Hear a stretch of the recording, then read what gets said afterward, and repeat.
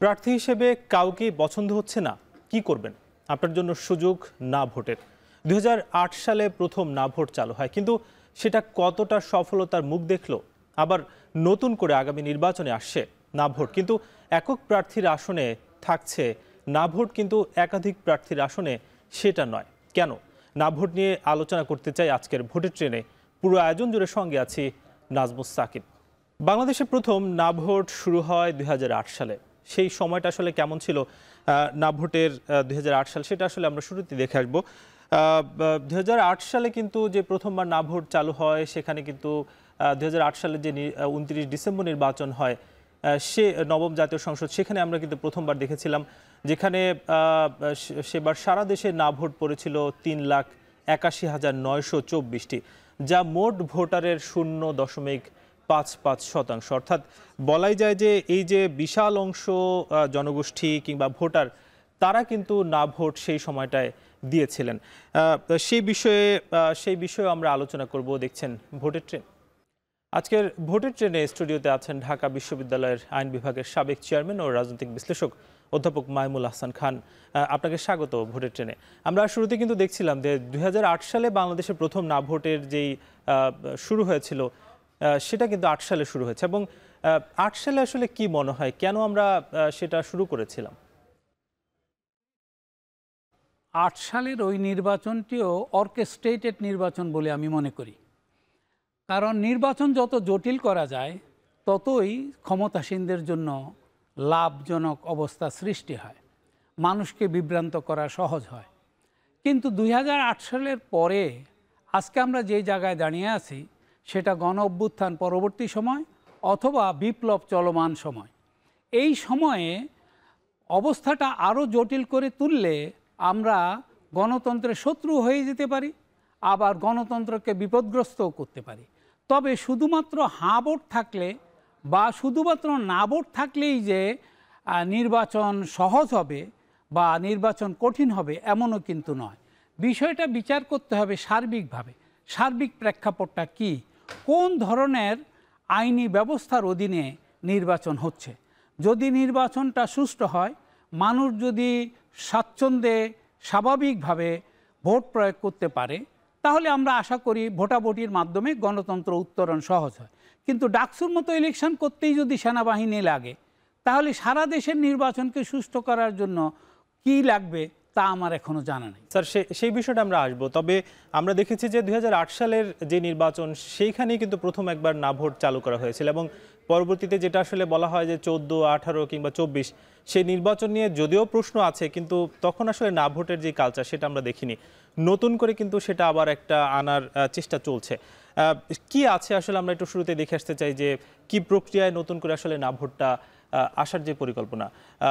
বলা হচ্ছে যে ১২ আগস্ট ২০২৫, কিছুদিন আগে বলা যায় যে গণপ্রতিনিধিত্ব আদেশ বা আরপি ১৯৭২-এর যে সংশোধিত অধ্যাদেশ, সেখানে বলা হয়েছে যে সকল আসনে না ভোট হবে না। কোনো আসনে একজন প্রার্থী হলে তিনি বিনা ভোটে নির্বাচিত হবেন না, তাকে না ভোটের বিপক্ষে প্রতিদ্বন্দ্বিতা করতে হবে। এবং সেখানে না পরাজিত হলে দ্বিতীয় ধাপে ওই আসনে আর ভোট হবে না এবং প্রার্থী নির্বাচিত বলে বিবেচিত হবেন। অর্থাৎ স্যার, বলাই যায় যে এই যে না ভোটের কালচার, আমরা কিন্তু ২০১৪ সালের একটা নির্বাচনে দেখেছি যে ১৫৩ জন যারা আসলে একক প্রার্থী হিসেবে তারা বিজয় লাভ করেছিলেন। অর্থাৎ তাদেরকে হারানোর মতো না ভোটও ছিল না, কিংবা অন্য কোনো প্রার্থীও ছিল না। সেইখানে আমরা দেখতে পাচ্ছি যে একক প্রার্থী আসলে এখানে বিজয় লাভ করবে না। এ বিষয়ে আমাদের সঙ্গে আলোচনার জন্য আরও একজন যুক্ত হচ্ছেন। আমাদের সঙ্গে যুক্ত হচ্ছেন বিএনপির স্বনির্ভর বিষয়ক সহসম্পাদক নীলুফার আপা। আপনাকে স্বাগত। আমরা একটু শুরুতে আপনার কাছে যেতে চাই যে এই যে না ভোটের ব্যাপারটা নিয়ে আসলে আমরা অনেকবার আলোচনা আপনাদেরও করতে দেখেছি, এবং ২০১৪-র যে নির্বাচন, সেটা নিয়ে আসলে একটা বড় প্রশ্ন ছিল যে শুধুমাত্র একজন প্রার্থী যিনি একটি আসনে হয়েছেন, এবং সেটা আসলে বলা যায় যে একটি নাটকীয় ইলেকশন আপনারা বলছিলেন। এই না ভোটটা আসলে আমাদের এই যে নির্বাচন, সেটা কেন প্রয়োজন বলে আপনি মনে করছেন?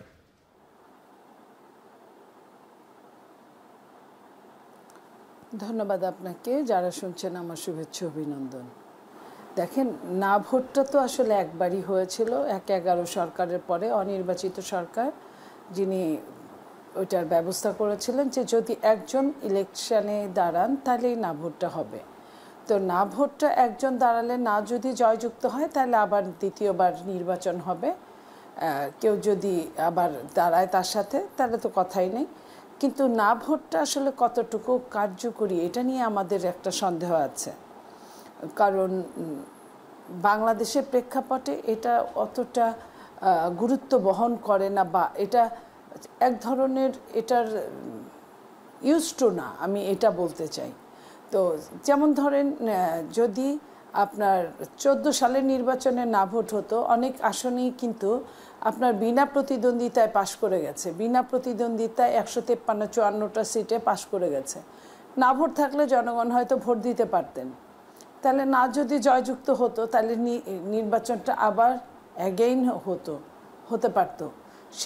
সেটাই কিন্তু ওই ট্রেনটা ফেল করেছে। এবং তখন তৎকালীন আওয়ামী লীগের সাধারণ সম্পাদক ওবায়দুর রহমান বলেছিলেন যে এটা একটা নিয়ম রক্ষার নির্বাচন, আমরা খুব তাড়াতাড়ি, আমরা সব দল মিলে বসে আমরা খুব তাড়াতাড়ি আরেকটা নির্বাচনের ডেট দেব এবং নির্বাচন হবে। যদিও 1 সেকেন্ড আগেও, 1 মিনিট আগেও এই নির্বাচনটা আর হয় নাই। 24-এর নির্বাচন 18-তে গিয়ে একদম শেষ সময় পর্যন্ত এটা বহাল ছিল। তো সেই জন্য বাংলাদেশে যখন যারা ক্ষমতায় থাকেন, বিশেষ করে ফ্যাসিস্ট বা স্বৈরাচার যদি থাকে তাহলে তো কথাই নাই, তারা যেভাবে এটা মনে করেন সেইভাবেই প্রবাহিত করেন। কিন্তু আপা একটা বিষয় একটু জানতে চাই যে 2008 সালের নির্বাচনের কথা আপনি বলছিলেন, সেখানে দেখা যাচ্ছে যে প্রায় 4 লাখের কাছাকাছি মানুষ কিন্তু না ভোট দিয়েছে। অর্থাৎ সেটা কি আসলে গুরুত্ব বহন করে না?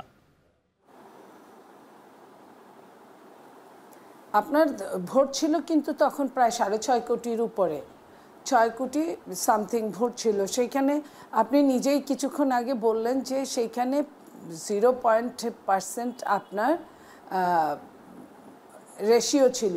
তাহলে তো এটা, ওই রেশিওটা যদি ওই অবস্থা হয়, জনগণের সচেতনতার অভাব যদি থাকে, জনগণ যদি এইখান থেকে অনীহা প্রকাশ করে, তাহলে তো হবে না। জনগণকে স্বতঃস্ফূর্ত হতে হবে, জনগণের চাইতে হবে। বাংলাদেশের গণতন্ত্রতে এমনিতেই আতুর ঘরে থাকা গণতন্ত্র, সেই আতুর ঘরে থাকা গণতন্ত্রকে তো নিশ্চয়ই আমি লাইফ সাপোর্ট দিয়ে বাঁচানোর চেষ্টা করব, আমি তো মেরে ফেলার চেষ্টা করব না। সেই জায়গায় আমি বলছি যে এখন এই মুহূর্তে প্রেক্ষাপটে তো একের অধিক অনেক লোকই ইন্টারেস্টেড থাকবে ইলেকশনের জন্য। তো আপনারা যদি মনে করেন যে না, একটা দলের একজন করে ব্যক্তি থাকবে, তাহলে আমার বলার কিছু নাই। কিন্তু এখন তো গণতন্ত্র যে অবস্থায় মানে ডিমান্ড যা চাচ্ছে, তাতে তো একের অধিক ব্যক্তিরা ইলেকশনে থাকবে। একের অধিক ব্যক্তিরা থাকলে তো এখানে না ভোটের ওই ধরনের প্রয়োজন পড়বে বলে আমার মনে হয় না। আমি এটুকুই বলতে চাই। আপা, আপনার সঙ্গে আমরা যুক্ত হব, তবে স্যারের কাছে একটু আমরা যেতে চাই যে আপা যেমন বলছিলেন যে না ভোটের আসলে গুরুত্ব খুব বেশি বহন করছে না বলে তিনি কিন্তু মনে করছেন। কিন্তু একটা বিষয় আমরা স্পষ্ট দেখি যে 2008 সালের নির্বাচনে কিন্তু যদি শুধুমাত্র এই যে 0.55% ভোটারকে কাউন্ট করা হয়, তাহলে 38টা দল থেকে কিন্তু এই প্রায় 4 লাখ ভোটার কিন্তু এগিয়ে আছে। অর্থাৎ ষষ্ঠ বা সপ্তম নাম্বারে কিন্তু এই অবস্থানগতভাবে থাকে। তাহলে আসলে এটা কি মনে হয় যে মানে গুরুত্ব কি আসলে বহন করে না? পরিসংখ্যান বিদ্যা নিজেই বলে যে আমি আরেকটা কথা, একটা লাইন বলতে চাই। যখন আমরা বিশ্লেষণ করি তাহলে পরিসংখ্যানের অ্যানালাইসিস থেকে সত্য বেরিয়ে আসতে পারে 1/3, আর 2/3 সত্যর বাইরে থাকে, অর্থাৎ সন্দেহাতীতভাবে সত্য প্রমাণিত হয় না। আসলে না ভোট নিজে কোনো ইনস্ট্রুমেন্ট না। এখন স্বৈরাচারের সময়ে না ভোট দেওয়ার জন্য আপনি তো যেতে পারতেন না, কিন্তু আপনি না ভোট দিচ্ছেন কি না এইটা যদি নিশ্চিত করা যেত, তাহলে স্বৈরাচারকেও কিছুটা হলেও দুর্বল করা যেত না ভোট দিয়ে। এখন সেই পর্যায়ে যখন চলে গেছেন, আপা যেটা বললেন যে গণতন্ত্র এখানে আতুর ঘরে, আমি মনে করি গণতন্ত্র আতুর ঘরে না, গণতন্ত্র মৃত এবং ভালোভাবেই মৃত্যুবরণ করেছে, এবং এটা 1981 সালে মৃত্যুবরণ করেছে।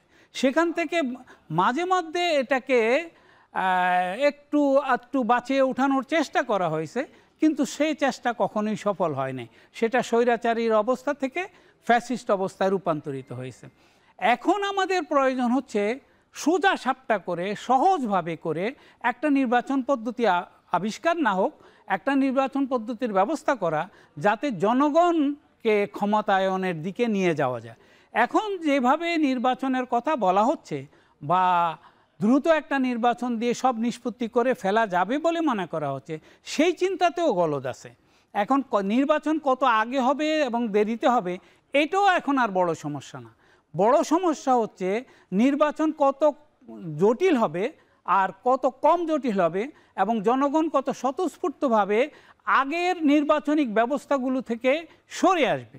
এখন জনগণ কিন্তু আগের নির্বাচনী ব্যবস্থায় যেতে চায় না, যেখানে একেবারেই কালো টাকার দৌরাত্ম্য, যেখানে একেবারেই পেশি শক্তির দৌরাত্ম্য, যেখানে একেবারেই পেশি শক্তির আলামত দেখা যায়। এই ধরনের নির্বাচন জনগণ যেতে চায় না। এই স্বীকৃতিটুকু অন্তত জনগণ পেতে পারে এই চলমান বিপ্লবী অবস্থার মধ্যে। এটা আমার ভাষ্য। একটা বিষয় একটু জানতে চাই, যেমন আমরা 14 এবং 18 2024 সাল তিনটা নির্বাচন নিয়ে সাম্প্রতিককালে বড় প্রশ্ন দেখা যাচ্ছে। এই যে 8 সালের পরে এই বাকি তিনটি নির্বাচন আসলে কেন না ভোট মানে রাখা কেন না হলো? অর্থাৎ যারা স্বৈরাচারী থেকে ফ্যাসিজমে যাচ্ছে তারা ঠিকই জানতো যে তারা স্বৈরাচার থেকে দেশটাকে ফ্যাসিজমের দিকে নিয়ে যাবে, আর যারা আমরা তাদের বিরুদ্ধে লড়েছি তারা আমরা জানতাম না যে দেশটাকে এই ধরনের কঠিন ফ্যাসিবাদের দিকে নিয়ে যাবে। এই ব্যর্থতা কিন্তু সকলের, দলের, ব্যক্তির, গোষ্ঠীর, বুদ্ধিজীবীদের, সকলের। যে আমরা কেন বুঝতে পারলাম না এত দীর্ঘ সময় ধরে 2006 সালের ইলেকশন 2008 সালে হচ্ছে, আবার 2008 সালে একটা অর্কেস্ট্রেটেড নির্বাচন হচ্ছে। এখন অনেক বড় বড় নেতারা বলতেছেন এটা কিভাবে অর্কেস্ট্রেটেড করা হয়েছে, ভারতীয়রা কিভাবে এখানে ঢুকে পড়েছে এবং আমরা কিভাবে ফ্যাসিজমের জ্বালা যন্ত্রণায় সারা দেশ ভস্ম হয়ে যাওয়ার পথে নিপতিত হয়েছিলাম। এখন দায়িত্ব আমরা কেউ নিতে চাই না। আমরা সবাই গণতন্ত্রের কথা বলে এর ফসল ঘরে তুলতে চাই যার যার ঘরে, কিন্তু গণতন্ত্র যে একটা প্রতিযোগিতামূলক এবং ভালো কাজের প্রতিযোগিতামূলক ব্যবস্থা, এই কথাটাতেই আমাদের বিশ্বাস অত্যন্ত নড়বড়ে। আমরা এখনও দেশপ্রেমিকও না, সত্যবাদীও না, দুর্নীতি থেকে দূরে থাকার প্রক্রিয়া উদ্ভাবনের ক্ষেত্র সৃজনশীল না। এই কথা বিনা দ্বিধায় আমাদেরকে স্বীকার করতে হবে। আমরা নীলুফা আপার কাছে একটু যেতে চাই, যেটা আমরা আসলে সাম্প্রতিককালে যে প্রক্রিয়াটা দেখছি যে ইলেকশন কমিশন থেকে বলা হচ্ছে যে একক প্রার্থী আসলে যেখানে থাকবেন শুধুমাত্র সেখানেই না ভোটটা চালু রাখা হবে।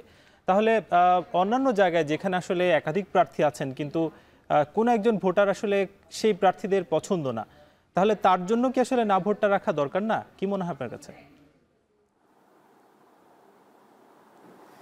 আপনি যথার্থই বলেছেন। আমি মনে করি যে তার জন্য না ভোটটা হচ্ছে আমি এই কোনো প্রার্থীকেই, যেখানে যে দেশে অর্থ দিয়ে নির্বাচনকে বিচার করা হয়, যে দেশে আপনার যতটা সরকার বলে তার চেয়ে বহু গুণ অর্থ ব্যবহার হয়, সেইখানে অন্যায়কারীরাই বেশি নির্বাচনে অংশগ্রহণ করে।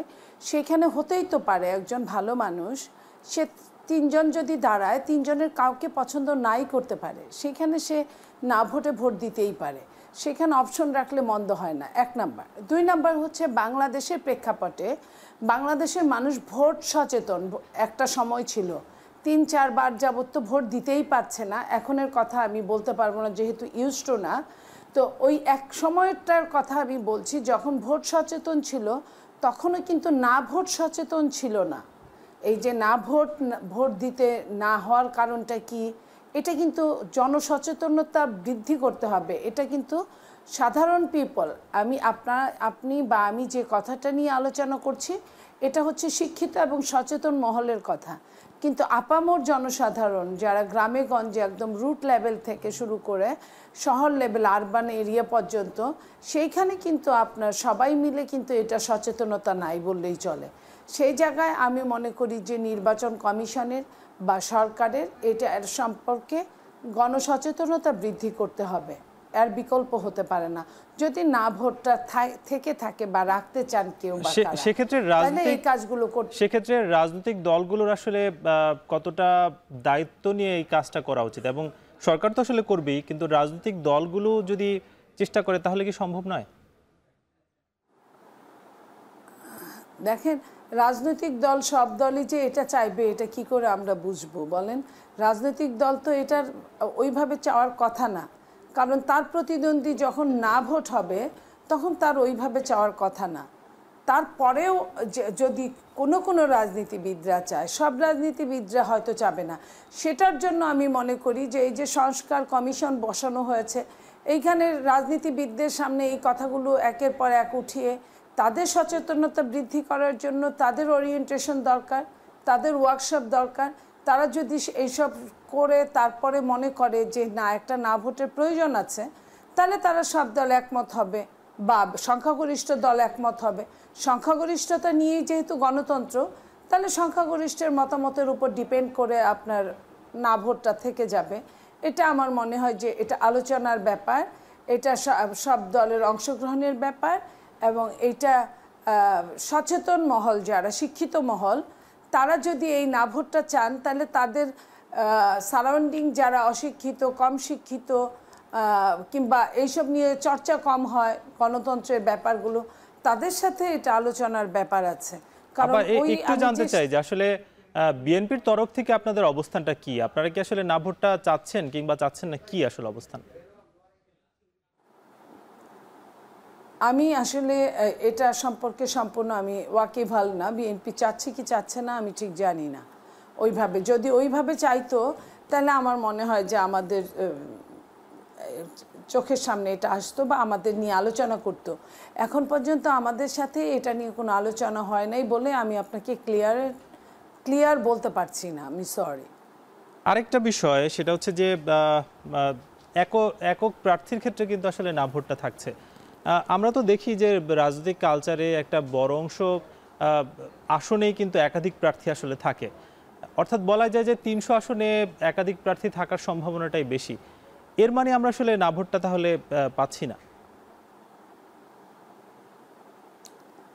না। আমারও তাই মনে হয়, কারণ আমি তো জানি না যে একটা দল অলরেডি স্থগিত হয়েছে বা নিষিদ্ধ হয়েছে, 2 রকম কথাই বলা হয়, তাদের পক্ষ থেকে দাঁড়াবে কিনা আমরা জানি না। এবং আরও 2-1টা মৌলবাদ গোষ্ঠী বা আরও 2-1টা দল তারা বলে যে তারা এটা না হলে আপনার কি বলে পিআর না হলে, গণপরিষদ নির্বাচন না হলে তারা নির্বাচনে যেতে আগ্রহী না। আপনারা এইসব শঙ্কা বোধ করে বলছেন কিনা আমি ঠিক জানি না, কারণ আমার ধারণা 300 আসনেই 4-5টা 6-7টা করে আপনার প্রার্থী থাকবে বিভিন্ন দলের এবং স্বতন্ত্র, এরা তো থাকবেই আমার কাছে মনে হয়। তার মানে না ভোটটা এখানে কোনো কাজে আসছে না। যদি প্রার্থী থাকার পরে না ভোটটা না থাকে, তাহলে আমার ধারণা যে এই নির্বাচন মানুষের এত আশা ভরসার নির্বাচন, সামনের নির্বাচন, কারণ বহুদিন যাবৎ বাংলাদেশের জনগণ ভোট দিতে পারছে না। বাংলাদেশের জনগণ ভোটের জন্য এত সেই চাতক পাখির মতো, বৃষ্টির জন্য যেমন চাতক পাখি আকাশের দিকে তাকিয়ে থাকে, বাংলাদেশের মানুষ একটা লেভেল প্লেয়িং ফিল্ড এবং আমার ভোটটা আমি দিব, যাকে খুশি তাকে দিব, এই আশাটা নিয়ে বহু বছর যাবৎ তাকিয়ে আছে। তো সেইখানে তারা ভোট দিতে যাবে এবং যারা অংশগ্রহণ করবে তারাও কিন্তু, আমি বিএনপির কথাই বলি, বিএনপিতে আপনার প্রত্যেকটা আসনে 4-5জন করে প্রার্থী আছে, প্রতিদ্বন্দ্বী প্রার্থী। তো অনেক আসনে এমন হতেও পারে যে একজনকে মনোনয়ন দিয়েছে, আরও 1-2জন স্বতন্ত্র হয়তো দাঁড়িয়ে গেছে। তো দাঁড়ালে যখন একের অধিক ব্যক্তি থাকবে তখন তার আপনার না ভোটটা কাজ করবে না। আর সেইখানে দাঁড়ানোর জন্য বাম গোষ্ঠী আছে, ডান গোষ্ঠী আছে, মধ্যপন্থা আছে, আরও অনেক দলই আছে। এই 50-60টা দলের মধ্যে, মানে আমি নিবন্ধনকৃত দলের কথা বলছি, সেইখানে 10-20টা প্রার্থী হবে না, এটা আমি আসলে বিশ্বাস করতে পারছি না। আমার মনে হয় প্রত্যেক আসনেই একের অধিক ব্যক্তি প্রার্থী, একের অধিক থাকতে পারে। আমরা না ভোট নিয়ে আরো কথা বলবো, তবে তার আগে নিব ছোট একটা বিরতি, ফিরবো কিছুক্ষণ পর। RICL TMX, যুগের পর যুগ স্থাপনা থাকে মজবুত। VRM প্রযুক্তির RICL TMX। আজ আমরা আলোচনায় যাব, তবে দেখে আসতে চাই যে তৃণমূলে আসলে না ভোট নিয়ে কি কথা বলছে মানুষজন। নির্বাচন এদেশে একটা উৎসবের মতো। নির্বাচনে কোনো প্রার্থীকেই উপযুক্ত মনে না করলে একজন ভোটার কি করবেন? তিনি কি ভোট দিতে পারবেন? তার মতামতের গুরুত্ব কি থাকবে? এই সকল প্রশ্নের উত্তর নিহিত রয়েছে না ভোট সিস্টেমে। এই না ভোট সিস্টেম এবারের নির্বাচনে বেশ আলোচনার বিষয়। এ নিয়ে কি ভাবছে রাজশাহীর মানুষ, চলুন জেনে আসি।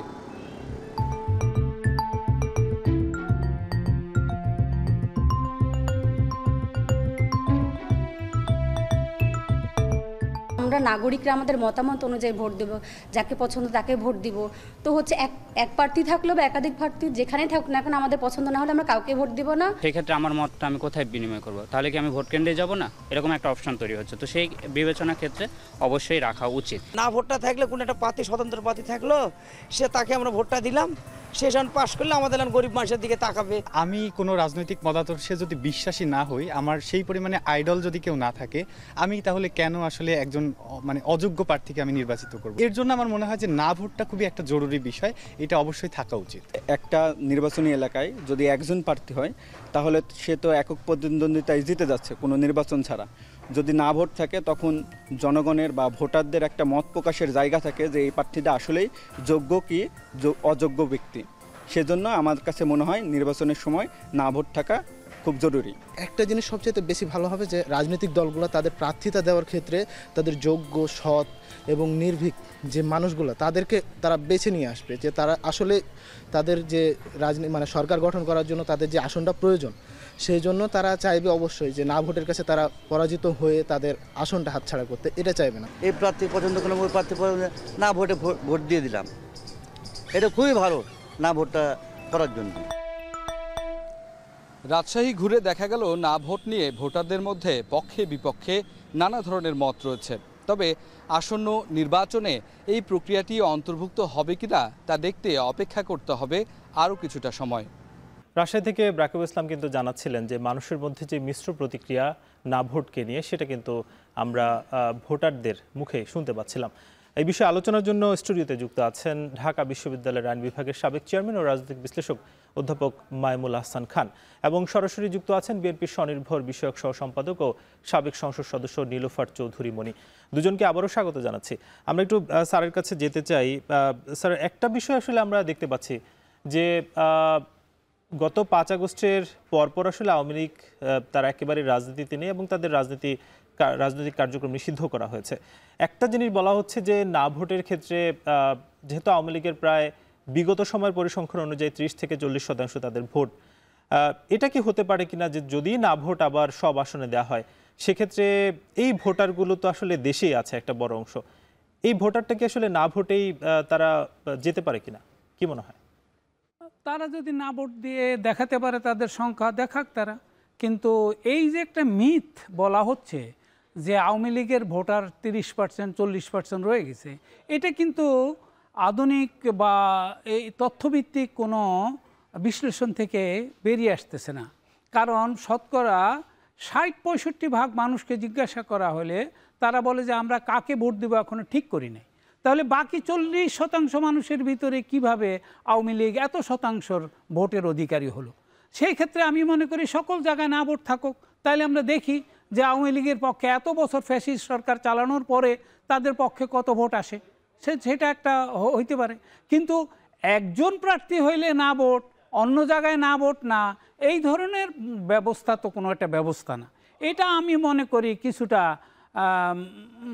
বালক সুলভ বা ছোট মানসিকতা বা হাওলাত করা বুদ্ধি দিয়ে সংবিধানের মূলনীতি নির্ধারণ করার একটা প্রচেষ্টার বহিঃপ্রকাশ ঘটেছে। না যদি থাকে সব জায়গায় না থাকতে হবে, আর যদি থাকেই এটা তাইলেও যেমন সব জায়গায় থাকা উচিত। আর ওইভাবে এখন এক এক এলাকায় 50টাও প্রার্থী হয়ে যেতে পারে। আমরা কি দেখতে পাইতেছি, ডাকসুর বোধহয় ভিপি পদে 50 জন 60 জন প্রার্থী। তো সারা দেশে জাতীয় সংসদ নির্বাচন হবে, সেখানে আমরা কিভাবে ভাবতে পারি একজন প্রার্থী থাকবে? কাজে এটা একটা অমূলক। এটা কমিশন যারা করেছে তাদেরকে আমি রীতিমতো ধিক্কার জানাই যে এরা কেন এই ধরনের ব্যবস্থা করলে সবার জন্য করা উচিত ছিল। আর অন্যদিকে যে বিষয়টা, এই যে মানুষগুলোর অধিকাংশ মানুষ, যদিও আপনারা বললেন যে মিশ্র প্রতিক্রিয়া, কিন্তু আমি অত্যন্ত মনোযোগ দিয়ে শুনলাম, আমার কাছে মনে হলো অধিকাংশ মানুষই বলতে চাইতেছে সকলের ক্ষেত্রেই সকল জায়গায় না ভোট থাকুক, তাইলে অন্তত আমি জেদ করে হলেও যে আমি সকল প্রার্থীকে প্রত্যাখ্যান করলাম, কাউকে আমার পছন্দ হয় নাই, আমি এই কথাটা অন্তত বলতে পারলাম। কারণ ভোট দিয়ে এখন আর গণতন্ত্র কত তাড়াতাড়ি উদ্ধার করা যাবে এই প্রশ্ন মানুষের মনে সাংঘাতিক সন্দেহের সৃষ্টি করেছে। মানুষ খুব ভয় পাচ্ছে যে নির্বাচন হয়ে গেলেই যে দেশে শান্তি ফিরে আসবে এমন কোনো গ্যারান্টি কোনো তরফ থেকেই মানুষ পাচ্ছে না। এটাও একটা বড় ব্যাপার। আসলে এই অন্তর্বর্তী সরকারটাও তো অত্যন্ত দুর্বল একটা সরকারে পরিণত হয়েছে। এই জন্য ইউনূস সাহেবকে কঠোর সমালোচনা করে কোনো লাভ হবে না, এর বহুবিধ কারণ আছে এবং আমরা সবাই অল্প বিস্তর দায়ী। বড় দলগুলি দায়িত্ব হয়তো বা আরও বেশি। কেন এত দুর্বল সরকার থাকবে ফেসিবাদী ব্যবস্থা উত্তরণের পরে? কাজে না বলতে শেখাটা ভালো। এটা ওয়েস্টার্ন ওয়ার্ল্ডে ওরা বলে যে বাচ্চাদের শেখায় যে তোমরা সব কিছুকে না বলতে শেখো 18 বছরের আগ পর্যন্ত। তো আমরা এখানে তো 18 বছরের পরে আবার ভোট দিতেছি, তো সেখানেও যদি আমরা নাটা খারাপ মানুষের প্রতি ব্যবহার করতে পারি, এটা মন্দ কিছু না। আমরা একটু নীলুফার আপার কাছে যেতে চাই যে স্যার যেমন বলছিলেন যে এই যে একটা যদি আওয়ামী লীগের এত শতাংশ আসলে ভোট এই গণঅভ্যুত্থানের পরও থাকে, তাহলে সেটা দেখার জন্য হলো আসলে না ভোটটা প্রয়োজনে থাকা উচিত। এটা কি মনে হয় আপনার কাছে যে আসলে না ভোট থাকলে কি একটা বড় অংশ ভোট অর্থাৎ 30 বা 30% ভোট কি আসলে সেদিকে যাওয়ার একটা সম্ভাবনা তৈরি হতে পারে? যদিও দেখছি যে নির্বাচন হয়তো আওয়ামী লীগ নেই।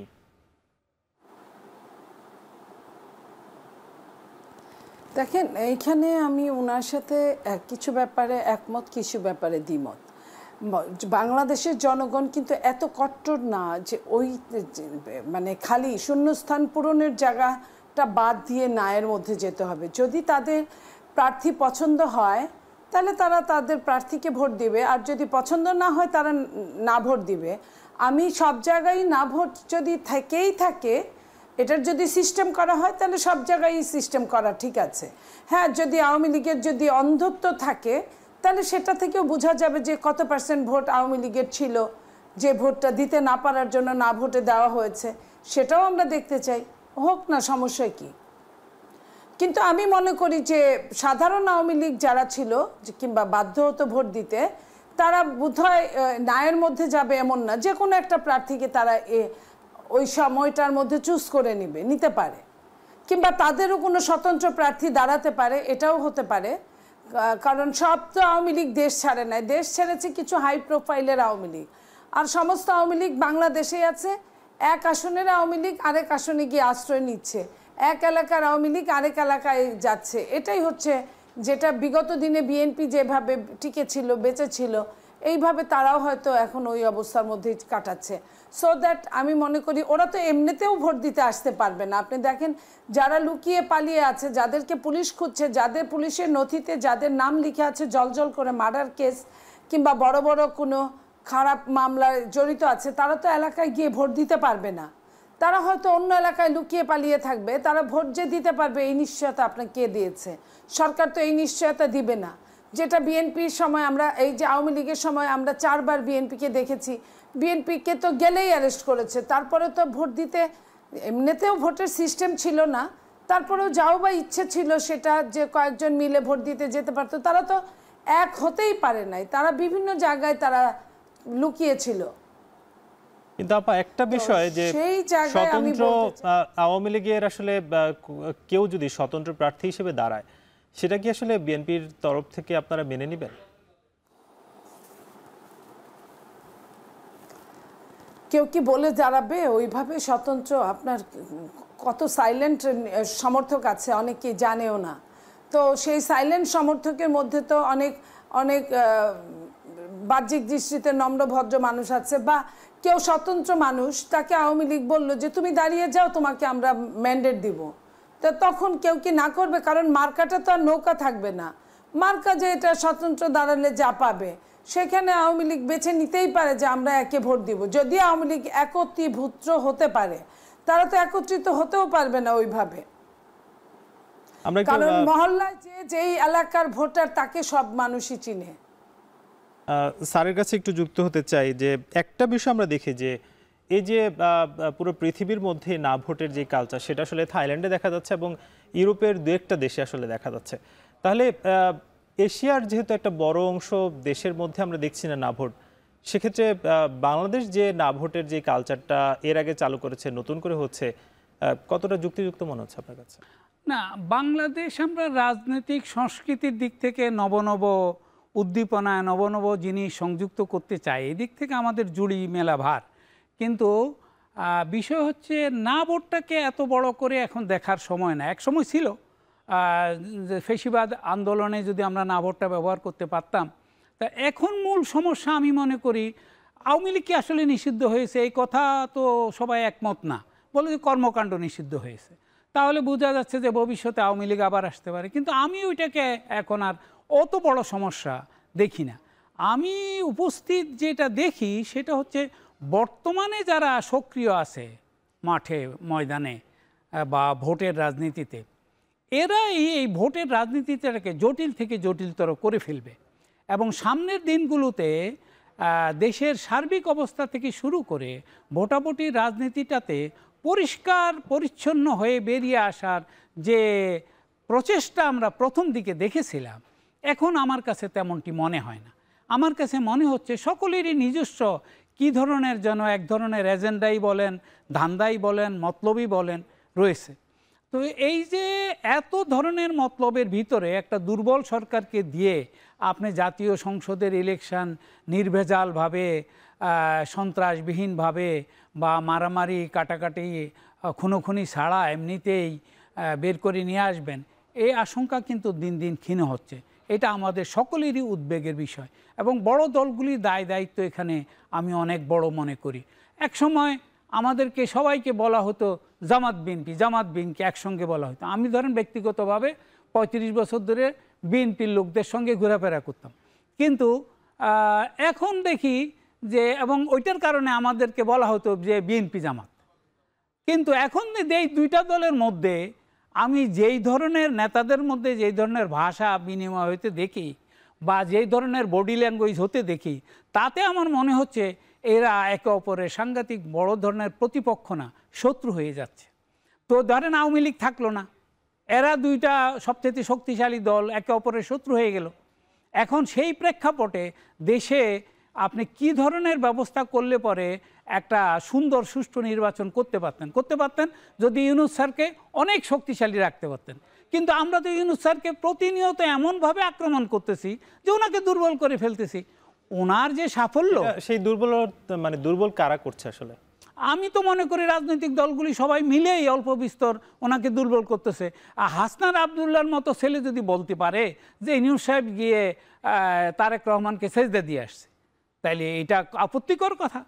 বড়ই এদেরকে আমরা বিপ্লবী মনে করি, আমি এদেরকে বিপ্লবের সন্তান মনে করি, আমি তাদেরকে সচেতন চিত্তে স্মরণ করি সবসময়। কিন্তু সে যদি এই ধরনের কথা বলে তাহলে কি হচ্ছে? প্রধান উপদেষ্টা মানে তো প্রধানমন্ত্রী, তাহলে তো দেখা যাচ্ছে আগের প্রধানমন্ত্রীরা জোর করে যে সমস্ত ক্ষমতা ব্যবহার করেছে সেটাকে আমি জাস্টিফাই করে ফেলতেছি। তারপরে এই যে কথায় কথায় প্রধান উপদেষ্টার বাড়ি ঘেরাও করে আমাদের ডিগ্রিকে কি স্বীকৃতি দিল না দিল, প্রধান উপদেষ্টার বাড়ি ঘেরাও করে তার কাছ থেকে দাবি আদায় করার প্রবণতা, এগুলি তো কোনো গণতন্ত্রের জন্য কোনো ভালো লক্ষণ নয়। এবং এগুলির জন্য আমাদের সকলের মিলে কাজ করা দরকার, দেশটাকে বাঁচানো দরকার।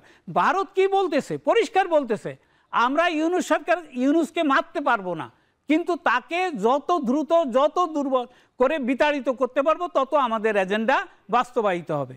আর ওইদিকে বিজয় থালাপাতি বলতেছে এই মোদি সরকার হচ্ছে একটা ফ্যাসিস্ট সরকার, মোদি নিজে একজন ফ্যাসিস্ট। আসলে মোদিকে ভারতের মসনদ থেকে না সরালে বাংলাদেশের কিছুই নিরাপদ নয়, কারণ সে হলো বড় ফ্যাসিস্ট, যে ছোট ফ্যাসিস্ট হাসিনাকে সৃষ্টি করেছিল। আমাদের দেশ ছোট সেজন্য হয়তো, কিন্তু সে তো অ্যাট্রোসিটিজ আর কম করে নাই, মানুষও কম মারে নাই, নির্যাতনও কম করে নাই, সেই একেবারে বিশ্ববিদ্যালয় থেকে শুরু করে সেনানিবাস পর্যন্ত। তো ভবিষ্যতে আমরা কিভাবে এই ধরনের ফ্যাসিস্টদের উত্থান ঠেকাতে পারবো সেটাই হওয়া দরকার আমাদের নির্বাচনের প্রধান উপযোগ্য বিষয়। স্যার ধন্যবাদ, আমরা আসবো, তবে তার আগে নিব ছোট একটা বিরতি, ফিরবো কিছুক্ষণ পর। আমরা যে কর্মপরিকল্পনাটা করেছি সে কর্মপরিকল্পনাটা আপনাদেরকে জানাবো। যথাসম্ভব শীঘ্রই এটাকে করব, কেননা এটার সাথে অনেক কিছু সম্পর্কিত আছে। এই তাগিদটা আমরাও বুঝি। যে মতামত যেটা পেয়েছি সেগুলো আমরা লিপিবদ্ধ করেছি এবং লিপিবদ্ধ করে এখন আমরা পর্যালোচনা করে যত সম্ভব শীঘ্রই আমরা চূড়ান্ত তালিকাটা প্রকাশ করব। এই 1 বছরের মধ্যে যদি আমরা সেই পরিস্থিতির যদি আমরা পরিবর্তন আনতে না পারি, তাহলে কিভাবে কি হবে? এইসব ঝামেলাগুলো এগিয়ে যেতে পারতো যদি 3 মাসের মধ্যেই নির্বাচনটা করতে পারতো। তার একটা ইলেক্টেড গভর্নমেন্ট তার সমস্ত ম্যান্ডেট নিয়ে জনগণকে সঙ্গে নিয়ে এই সমস্ত শক্তিগুলোকে উড়িয়ে দিতে পারত। অতি দ্রুত নির্বাচনের ব্যবস্থা যেটা ঘোষণা দিয়েছেন সেটার চূড়ান্ত ব্যবস্থা নিন, রাজনৈতিক দলগুলোকে নির্বাচনমুখী করে ফেলুন এবং একটা নির্বাচনের মধ্য দিয়ে জনগণের প্রতিনিধিত্বকে নিশ্চিত করুন। এই দেশের ভোটাররা দীর্ঘ 15.5 বছর 16 বছর যে ভোট দিতে পারেনি, সেই ভোট তারা দিতে পারবে। পাশাপাশি গণতন্ত্রের আরও বিভিন্ন শর্ত, এদেশের মানুষের মনে নিরাপত্তা সৃষ্টি করা, আইনের শাসন প্রতিষ্ঠা করা, ন্যায় বিচার প্রতিষ্ঠা করা এবং আদালতগুলো হবে অসহায় মানুষের জন্য শেষ ভরসার স্থল। গণতান্ত্রিক সমাজ প্রতিষ্ঠার লক্ষ্যেই আমাদের এগিয়ে যেতে হবে। আমরা আলোচনা করছি না ভোট নিয়ে। স্টুডিওতে আছেন ঢাকা বিশ্ববিদ্যালয়ের আইন বিভাগের সাবেক চেয়ারম্যান ও রাজনৈতিক বিশ্লেষক অধ্যাপক মাইমুল হাসান খান এবং সরাসরি যুক্ত আছেন বিএনপির স্বনির্ভর বিষয়ক সহ সম্পাদক ও সাবেক সংসদ সদস্য নীলোফার চৌধুরী মনি। দুজনকে আমরা আমাদের অনুষ্ঠানের এই পর্বে আবারও স্বাগত জানাচ্ছি। আমরা একটু জানতে চাই মনি আপার কাছে যে আপনি তো বলছিলেন যে আসলে না ভোটের কালচারের যে ব্যাপারটা সেটা আসলে মানুষ এখনো বোঝে না কিংবা মানুষের মধ্যে সেই সচেতনতা এখনো তৈরি হয়নি। কিন্তু একটা বিষয় আমরা দেখছি যে রাজনৈতিক দলগুলো যাতে নির্বাচনের আগে কিংবা নির্বাচনকালীন সময় একটা চাপের মধ্যে থাকে, তার জন্য আসলে অনেকেই আসলে না ভোটটা চাচ্ছেন। কি মনে করেন আপনি?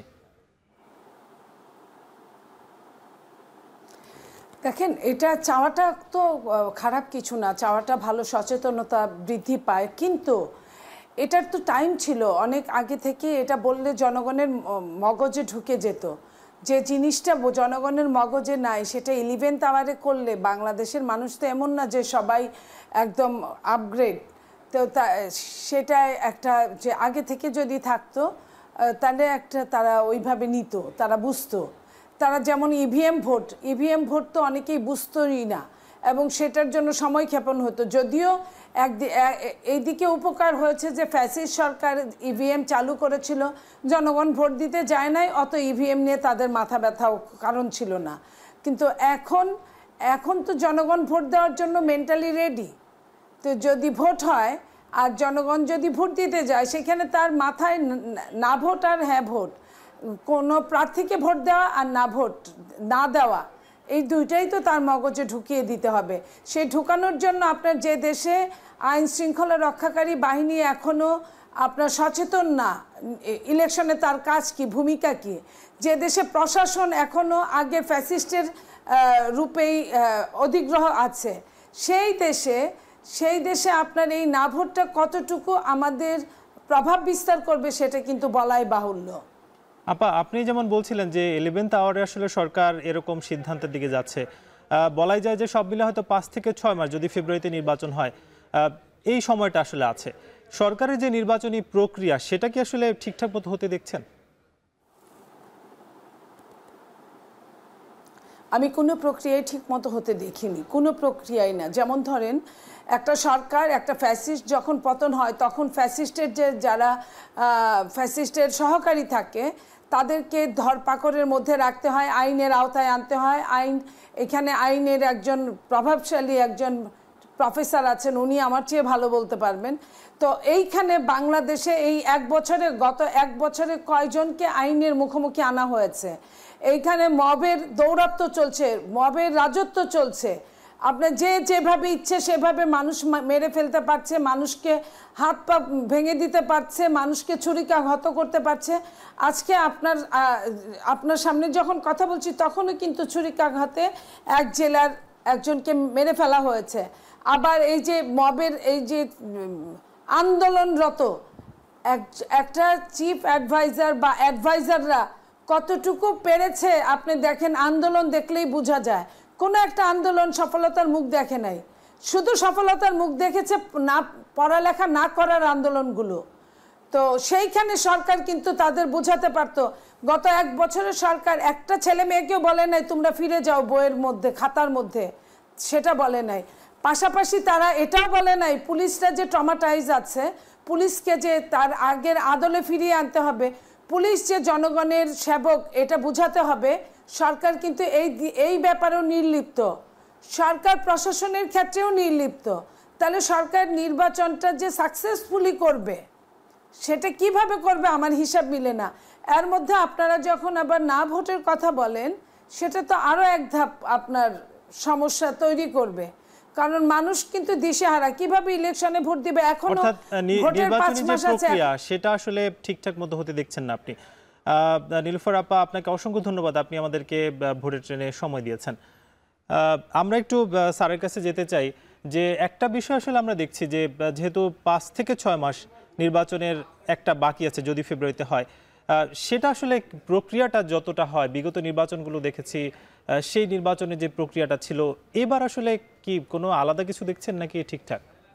আসলে অন্তর্বর্তীকালীন সরকার বলে যেটা আমরা দেখতেছি, বা প্রথম দিকে যতখানি তার প্রেস্টিজ ছিল, সেইটা কি এখন আছে? অন্তর্বর্তীকালীন সরকারের অবস্থাটা এখন কয়েক ভাগে ভাগ হয়ে গেছে।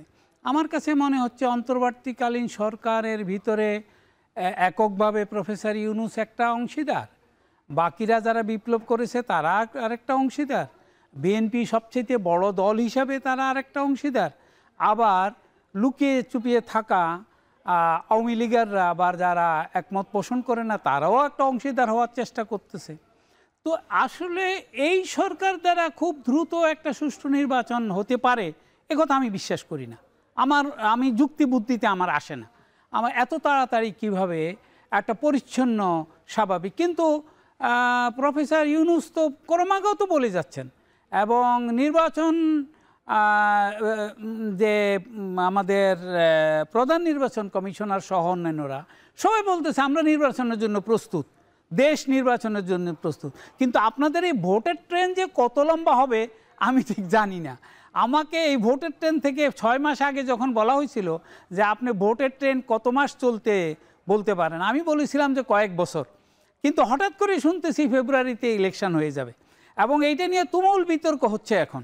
কিন্তু এই যে নীলুফার আপা বললেন যে আমি কোনো জায়গায় প্রশাসনের কোনো সফলতা দেখতেছি না, তাহলে ওনারাই আবার কিভাবে বলেন যে তাহলে দ্রুত নির্বাচন দিয়ে দাও, তাহলে কি নির্বাচন হয়ে গেলে সব ঠিক হয়ে যাবে?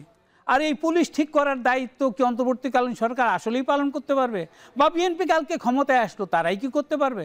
আমরাই কি ছাত্রদেরকে পড়াশোনার টেবিলে এত দ্রুত ভালোভাবে নিয়ে আসতে পারবো? কাজে আমাদের সামনে, জাতির সামনে চ্যালেঞ্জের সংখ্যা বাড়িয়ে দেওয়া হচ্ছে, কিন্তু চ্যালেঞ্জ সমাধান করার কোনো রাস্তা আমরা দেখতেছি না। আর প্রফেসর ইউনূস ব্যক্তি হিসাবে যে ক্যারিশমা দেখে যে সমস্ত বড় বড় সমস্যা সমাধান করে ফেলতেছেন, তার হাতকে কিন্তু আমরা শক্তিশালী করতেছি না, তাকে প্রশ্নবিদ্ধ করতেছি। এই দিক থেকে আমার আশঙ্কাটা আরও বেশি। আবার অন্যদিকে ধরেন, আর একটা সেকেন্ড আমাকে দেন, অন্যদিকে ধরেন এনসিপির একটা বিরাট সম্ভাবনা আমি দেখতাম। আমি ওদেরকে সাংঘাতিকভাবে ভালোবাসতাম, কারণ এরা অনেকে আমার সরাসরি ছাত্র, অনেকে পরোক্ষভাবে আমার ছাত্র। কিন্তু এরাই গত 1 বছরে নিজেদেরকে সঠিক লাইনে উঠাইতে পারলো না। আপনারা উঠানোর চেষ্টা করতেছেন ভোটের লাইনে, আর ওদেরকে রাজনৈতিক দল গঠন করলো ওরা ফেব্রুয়ারিতে, কিন্তু তারা নিজেদেরকে সঠিক লাইনে আনতে পারতেছে না। কেউ কোথা থেকে কি পাইছে, 30 বছরের বেশি বয়স হইলে তাদের দলে ঢুকতে পারবে না, বয়স্করাই সব খাইয়ে ফেলছে, তা শুধুমাত্র ছোটরাই কিছু করবে, এইটা আবার তাদের মধ্যে। আবার বয়স্করা হচ্ছে যে ছোটরা সব খাইয়ে ফেলবে, বয়স্কদের জন্য কিছু রাখবে না। এই যে খাওয়া খাইয়ের রাজনীতিটা, এইটা থেকে বেরিয়ে আসার আমাদের চেষ্টা করা দরকার সবার আগে। স্যার, আপনি অসংখ্য ধন্যবাদ, আপনি আমাদেরকে সময় দিয়েছেন ভোটের ট্রেনে। আপনাকে ধন্যবাদ। আমরা কথা বলছিলাম ঢাকা বিশ্ববিদ্যালয়ের আইন বিভাগের সাবেক চেয়ারম্যান ও রাজনৈতিক বিশ্লেষক অধ্যাপক মাইমুল হাসান খান, এবং আমাদের সঙ্গে যুক্ত ছিলেন অনলাইনে যিনি বিএনপির স্বনির্ভর বিষয়ক সহ সম্পাদক ও সাবেক সংসদ সদস্য নীলুফার চৌধুরী মনি। দুইজনে আসলে বলছিলেন যে না ভোট আসলে থাকতে পারে, তবে কি প্রক্রিয়া থাকবে কিংবা সেটা আসলে মানুষ কতটা গ্রহণ করবে সেটা নিয়ে একটা মিশ্র প্রতিক্রিয়া দুজনের কথাই আমরা জানছিলাম।